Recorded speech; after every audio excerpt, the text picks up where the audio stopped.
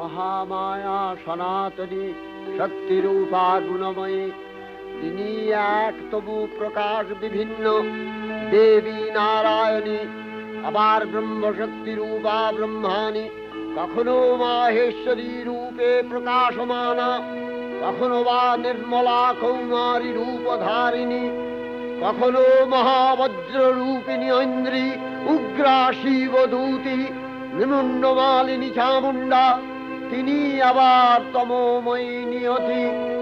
এই সর্বপ্রকাশমানা মহাশক্তি পরমা প্রকৃতির আবির্ভাব হবে সপ্তলোক তাই আনন্দমগ্ন।